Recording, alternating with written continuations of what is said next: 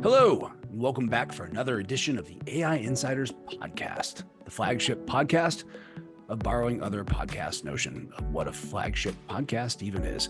I'm your host, Adam Russell, and when I'm not busy coming up with new terms to describe this post-AI world or pursuing apparently non-existent good AI jokes, I'm also the director of the AI division at the University of Southern California's Information Sciences Institute, which means, dear listeners, that I get, first and foremost, the privilege of working with some of the best up-and-coming talent in AI that's around. I don't say that lightly. We use the term AI in a way that respects that there are many different kinds of AI out there. Artificial intelligence, or what I increasingly call alien intelligence, is more than just large language models, especially when you think about creating tools that ultimately make us better, which is really why we want AI in the first place. Or at least, that's what I think. But it's not just about what I think. It's about what we think. We, the humans, who are the ones who are going to have to live and work with these alien intelligences that are being deployed out into the world. So I'm interested in talking to the humans behind AI at ISI to help me, and perhaps all of us, better understand what our alien-filled future might look like.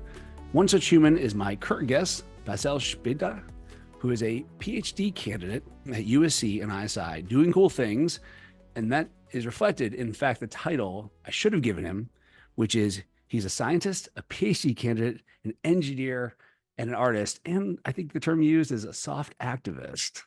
Is that right? Yes, correct. Awesome. Well, welcome to AI Insiders. I love that. Thank you so much, Adam, for having me. I'll start with the question I ask everybody. If I take you back in time and I get you to talk to your, let's say, 10-ish-year-old self, I want to hear you explain to your 10-year-old self, what are you actually doing in AI now? Yeah, my 10-year-old self. That would be interesting because I think that's around the time that I started getting exposed to code, actually, HTML, pure HTML. That was the first time I started scrambling behind the browser and looking around. Oh, what is that? What if I change it? What if I load it again? And that's when my mind was blown and I realized, well, Facebook is hackable already in 2007. Where are you in the world at 10 years old that you're doing? Yeah. So I grew up in a Palestinian area inside of Israel. So this is maybe a loaded subject right now. I grew up in a very sort of like a conservative environment. Within that environment, I felt like basically the computer that my dad just got, recently just was my best friend. I was kind of like escaping my way, starting to discover the internet. This is like, pre-Google, right? This is like 2004 or so. And I was just like going around looking at those forums and different places that people post things. And I'm trying to read, what is that? What is this? We didn't have a chat GPT to ask it, hey, how do you change this HTML tag, right? The kids that were experienced with the computers, they had no idea what I'm talking about. How do you change this HTML? I was like, guys, I don't know. I mean, what do I do here? And they're like, we know how to format your computer. And I would be like, okay, but then what about the internet? What about that 27 kilobytes thingy? What about it? And everyone is like, I don't know, just like download Emule or something and get your movies. And I was like, but that's not what I want. I'm trying to do something. Yeah. Interesting. Yeah. You wanted to engage. Like, I want to get out there. Like, I just don't want to passively like bring stuff down. I want to change this new digital world. Interesting. Exactly. So if I were to go back and explain the things we do today, I think that would be very hard because basically what I'm going to tell myself is that everything I'm trying to do, that ship is now easily built within seconds, Back then, you need to sit weeks on coding something in PHP or whatever just to get something running. And today, it's just incredible how you can ingest something, some context, and boom, you have a box that operates. Okay. So you're blowing your 10-year-old self mind a little bit here, but your 10-year-old self says, well, that's, very cool. I'm very excited. What can we do with it? What I do today is basically what I always believed in, is that, computers are tools and we should use them as our companions. And for me, that's what AI is about. Everything that we are optimizing in a way to make the human life better is worth our time. So, the things I touched upon working in the last 5.5 years at ISI sort of like reflect that. And our group with Craig is basically focused on that. We basically, the data integration group, this is what we do. We take unstructured data and turn it into structured and semantic. So it's not enough to create the structure. But what about that structure? Does it have semantic meanings? Can I actually exploit the different relationships that exist in the data? Can I extract some, do some data mining? Can I do some inference tasks? Can I actually use this thing to benefit me in a real world task? And I think this what always been driving sort of like me to engage in more and more projects at ISI. Interesting. Just unpack that a little bit. So you touched on Craig, of course, who's our executive director, which I think signals something that's interesting about ISI is even our leadership is engaged with hands-on sort of technical work in the space. I think that's important. The second thing that you said that was very interesting was this idea of going from data to information is not as simple as just making it structured, but instead humans are meaning-making creatures. And so your point is, yeah, how do we use these tools to actually drive and create and disseminate meaning, not just data, right?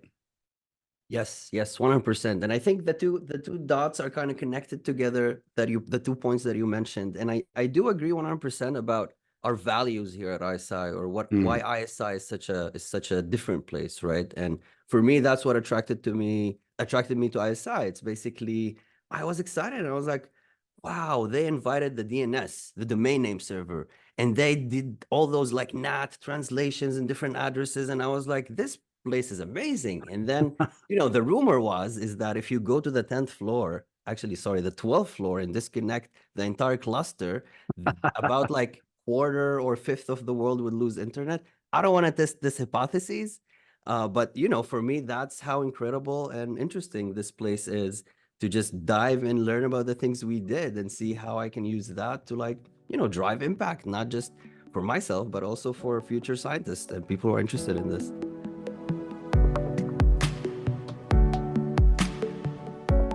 Let me ask you, what do you think is your sort of superpower that you bring to a group? I would say my superpower would be my curiosity. It would be the fact that I'm a perfectionist who usually would always want to go look at one more data source, at one more different thing someone did. It's both annoying and exhausting for me also, but it's also what makes me find these interesting things I can kind of like bend and discover different ways that can actually help me. Well, it is true. It's exhausting being a superhero, people tell me. So having superpowers, right? Sometimes Superman wants a day off. That makes a lot of sense to me. Now, with your curiosity as part of your superpower, that oftentimes will lead you to formulate hypotheses and thoughts about the world that turn out not to be right.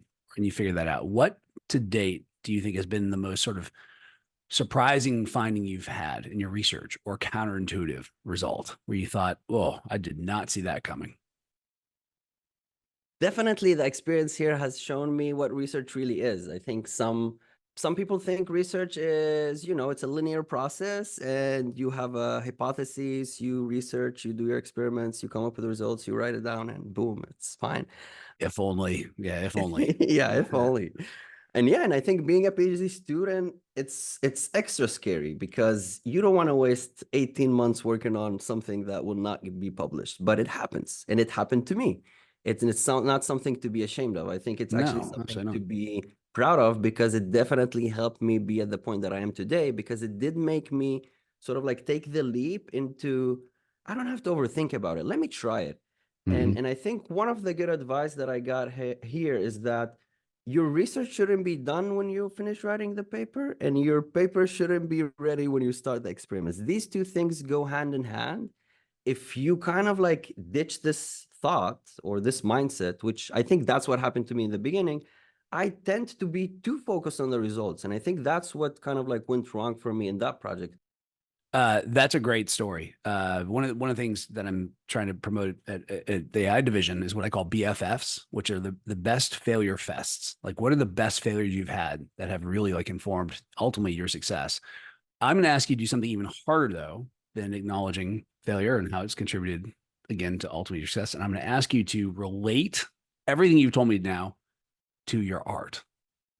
How how do they interact? Are they related? My suspicion is yes, but Yes, my art kind of developed over time, and I like it because the things that I acquired in the past 5.5 years at ISI, I try to use each one of them in my AI projects and Interesting. my art projects. Sorry, I said AI project because it's Yeah. art AI projects. A lot of people are like, "Oh, this is AI. This is not art." I think it's art putting it together. That's the integration is an art. I was gonna ask you about that because there, a lot of discussion going on now about what generative AI means for art, et cetera. Yeah, yeah. I think art is a tool, and it's a tool for everything.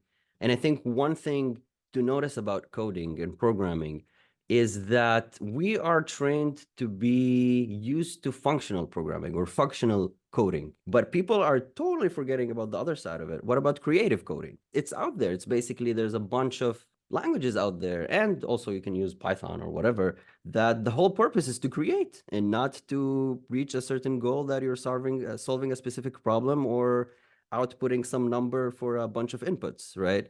And I think that's beautiful. And one of the things that actually got me involved in this art world with AI is that I started from there. I started from this programming language called processing that was created by a bunch of guys from MIT. And, it was sort of like based on Java. And I was like, oh no, Java. I don't hate Java, but Java hates me. Yeah, don't worry. The legions of Java fans will protect you. Yeah. It definitely opened up my mind about how to Hmm. think about things. And, going back to, I'm always curious on how to use things. So I'll give you another example of art. We were speaking about AI art. Last week, I actually used AI tools to create a short song with Bob Marley singing lyrics that he has never spoken. And yeah, some people are saying, what are you doing? Oh no. And some people are like, oh, this is so much fun. So, you can, yeah, Everybody go has this strong way. opinions, right? Yeah, no, that's right. So I love that you're playing this intersection. I love that you're not worried about AI and art. But let me press you a little bit and say, what are you most worried about then with artificial intelligence?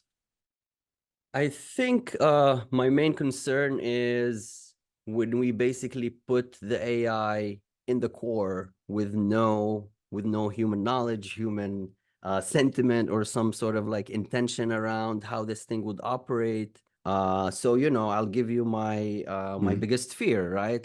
You have flying drones that can attack people, and if they are automated by some face recognition app, then we're doomed, because even if it's not a weapon, if it's just a drone that is designed to help clear the path in case of emergency, what if it does the opposite, right? Yeah. So I think these things have to be somehow, I don't want to say regulated or standardized, but we need a better way to merge these things together, like the human knowledge, some sort of a formalism that could guide these tools. So for me, the fear is basically giving up on our role.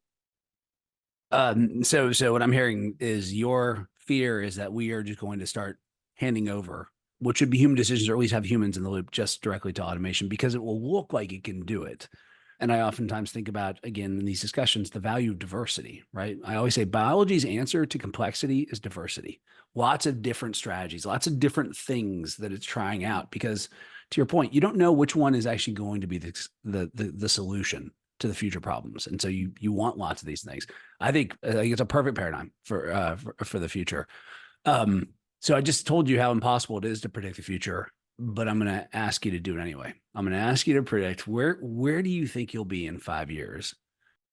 Well, I'll stick to my line of thinking, is that I do hope humanity sticks to seeing AI as a complementary tool and a companion rather than the focus. So I do hope that we can optimize and make our, day-to-day processes more efficient. So the other thing is actually related to my latest project, which is working on mineral data. So we are basically doing a treasure hunt, digitizing 150 years of documents and reports about mineral data. And we're working with different geologists from the USGS to try basically to build a model that could tell us where to look for minerals, Mm, aluminum, zinc, mm, lead, and nickel. These are very important commodities that the world needs. And with the Congress bill of basically eliminating, moving completely to green energy by 2050, this is like in focus. So for me is that I do hope that the project works. I do hope that the streamlining of the data into some sort of knowledge that could be ingested into our AI systems, together with LLMs and deep learning based systems, would be able to help us focus the search, not tell us this is where it is, everything else is wrong. No, just tell us, here's a probability map. Why? Here's what I think. And the why is important. We just don't want this ChatGPT one answer thing that tells you go there. Why? I don't know, just because. So you talked earlier about getting some good advice. I'm going to turn that on you and say, if there's a young listener to this podcast and is thinking about getting into this area, what advice do you have for someone who's interested in getting into AI? I think, first of all, just sit with yourself without talking to an AI about it. I think many people just jump right into a solution or materializing a solution, which brings me back, by the way, to what we talked about as a failure, right? It's like this mindset of like, I gotta get results out of this. So I think if you're young and you're interested in something, just go sit with yourself. And I think we should start from that. Just like when you tackle a research problem, the first thing that you should do, not go to the literature. Forget about what everyone else did before you. You should go sit with a blank paper and try to think from scratch how you, as a human, with your experience, with the things that you've seen in your life, how would you tackle it? And only then you can go to the literature and see what people are offering. Because if we don't do that, what's the point? I mean, what's the point? We're just like, we're another language model that is sequential based on the previous paper and the next paper. No, that's what we're missing as humans. Just like the isolation of us with ourselves, and use this brain right on our shoulders. Yeah.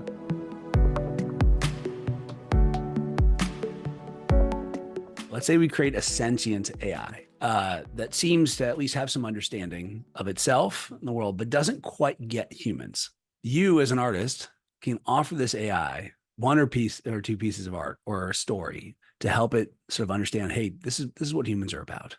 What would that thing be?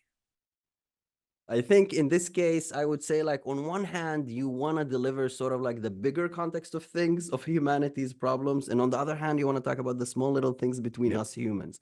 Because I think the combination is what makes us human. So I would say, to this extent, simply just watch Interstellar and Pulp Fiction.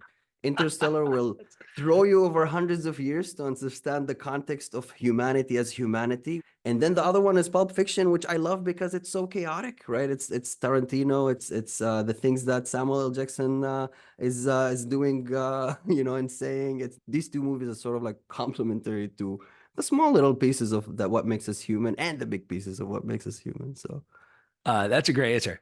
Another unfair question: do you have a good AI joke? Oh, the deathly silence. The deathly silence. Yeah.